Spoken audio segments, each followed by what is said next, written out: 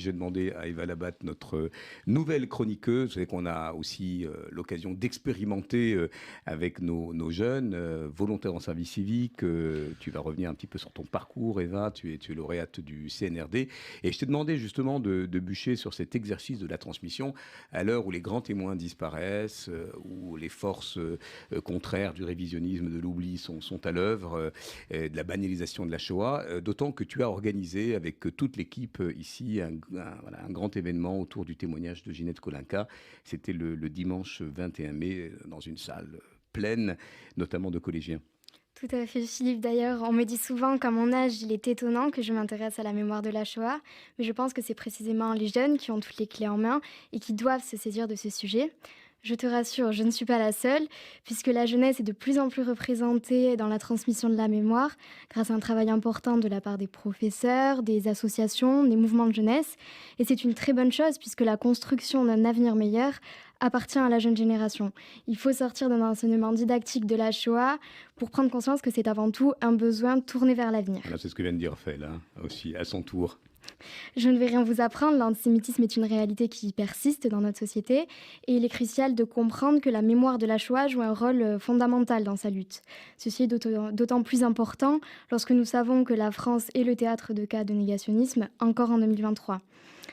Philippe, ici même dans ce studio, on parle très souvent de la disparition des témoins, mais il faut surmonter cette idée de difficulté et se tourner vers la continuité de la transmission. Comme le dit l'historienne Annette Viviorca, nous sommes les témoins des témoins et devons donc prendre le relais d'une façon ou d'une autre, en s'adaptant bien sûr aux enjeux de notre monde. En tant que jeunes, je pense que nous avons un pouvoir immense pour éduquer et sensibiliser les autres.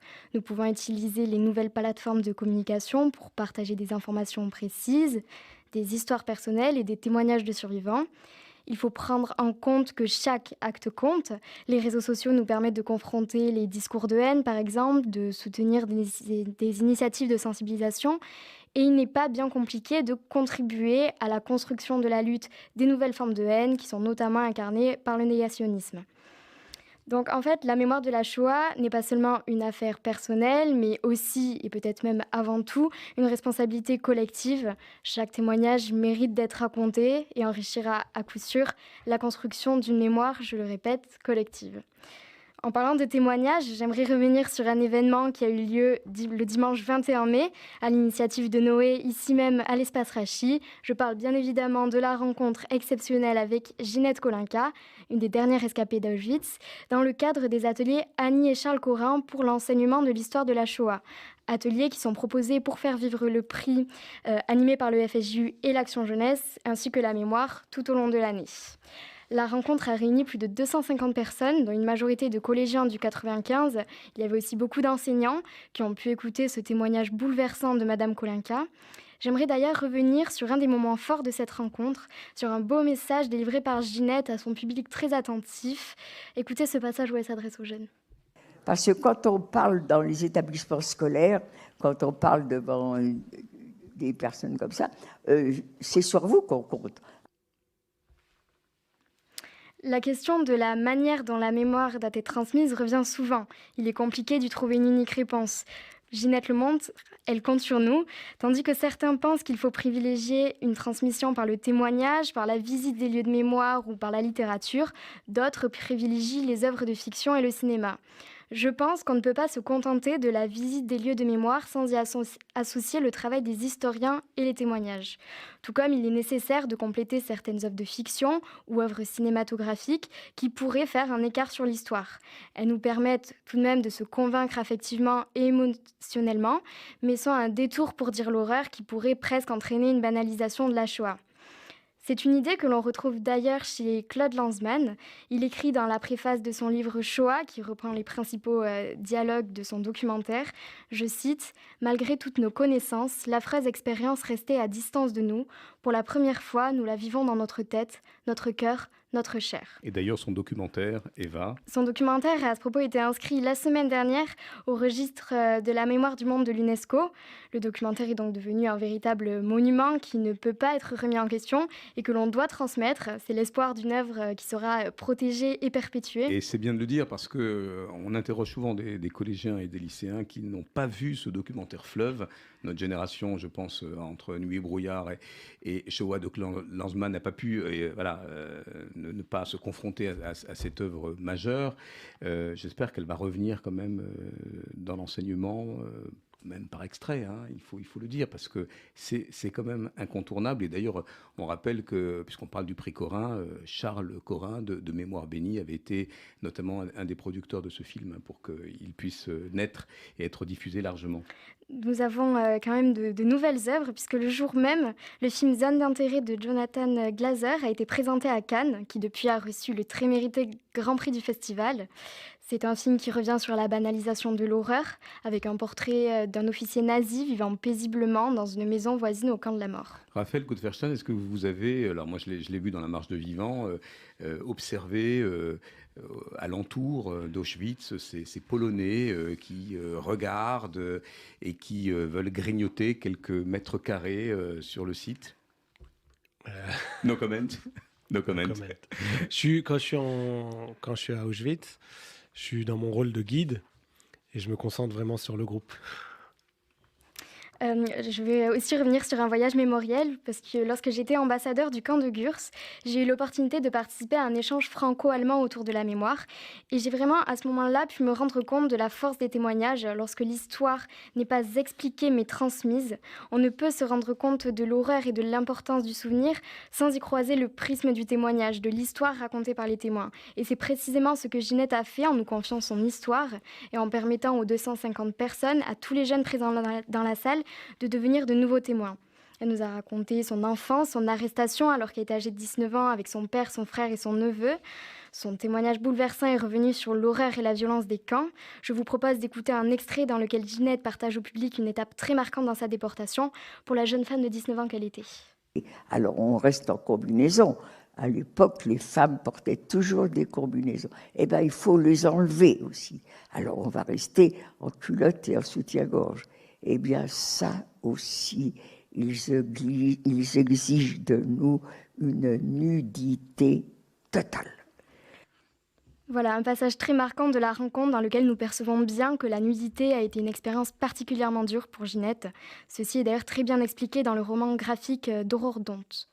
Voilà, que vous trouvez ici avec le concours de la Fondation pour la mémoire de la Shoah, aux éditions d'Héron dans l'eau, avec un graphisme assez sombre, mais qui, dans les pages médianes, montre bien que ça a été vraiment un épisode très traumatisant, cette mise à nu.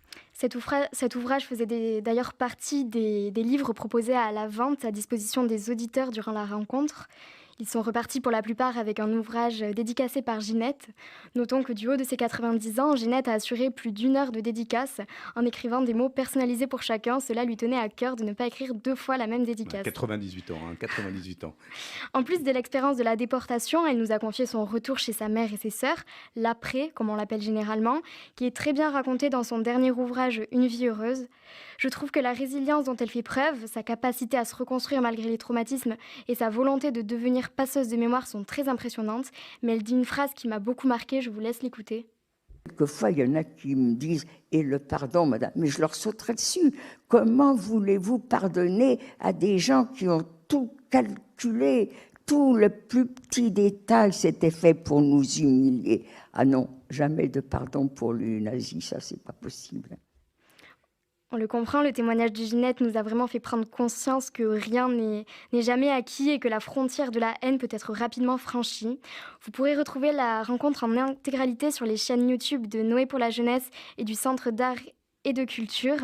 Mais avant de terminer, je voudrais vous laisser sur un extrait d'une séquence très émouvante de la rencontre, au cours de laquelle Ginette Kolinka entonne le chant des partisans. Écoutez. Chante le chant des déportés. Dans les arbres secs et creux, aux terres de détresse. Voilà, vous pourrez entendre l'intégralité de ce témoignage, comme tu l'as dit, Eva. Elle revient, Eva, Raphaël Gottferstein, avec cette chronique très personnelle, très incarnée. Merci beaucoup, Eva, pour cette belle écriture. Je rappelle d'ailleurs que tu es étudiante en communication et journalisme. Tu as gagné ta place de chroniqueuse. Il nous reste une poignée de secondes. Raphaël Gottferstein, quelle stratégie éducative à l'heure justement de la disparition des témoins? Tu es un éternel, je te tutoie maintenant, tiens, tu es un éternel optimiste. Alors, nous, avec nos petits moyens, on a essayé de pallier à ce problème, enfin comme on peut. Évidemment, comme j'ai un rapport privilégié avec les témoins, j'ai souvent des écoles qui me contactent à l'approche de Yom HaShoah pour avoir un témoin. Ça y est, malheureusement c'est fini, ça y est, ils n'ont plus la force, ceux qui ont, ils sont pris tout de suite. Voilà. Donc on a créé une formation. Alors en partenariat, ça me permet de mettre le petit coup de projecteur sur un projet fabuleux. Alors vous parliez tout à l'heure de Claude Lanzmann. Eh ben, on a à notre époque, Claude Lanzmann de notre époque, Sophie Naoum, Bien sûr, qui a créé cette série Les Derniers, fabuleuse, où elle filme les derniers survivants de la Shoah. Et il faut aller vite, il faut aller vite, il faut aller vite. Et donc, avec elle, on a créé une petite formation pour les jeunes qui ont fait le voyage avec nous et qui vont être formés par moi et par elle à aller dans les écoles pour présenter ces épisodes et pouvoir être le relais de cette parole maintenant qui est enregistrée et qui peut être diffusée de manière beaucoup plus facile sur les réseaux sociaux et accessible à tous. Raphaël Kotverstein, le cofondateur de La Relève et de Chalem. Le temps passe vite avec vous, Raphaël. Il y a eu un glissement vers le tutoiement qui n'en reste pas moins un tutoiement d'estime. Merci Eva Labatte. Une émission riche mais qui doit vous inviter à aller voir ce que fait La Relève sur les réseaux sociaux. Vous allez beaucoup rire et surtout vous allez vous dire oui, c'est pour moi, c'est pour mon fils, c'est pour ma fille, c'est pour mon neveu. N'hésitez pas, c'est aussi un programme très très inspirant pour le programme Noé pour la jeunesse. Merci à Théo qui était à la régie et on se retrouve dans 15 jours. À très vite.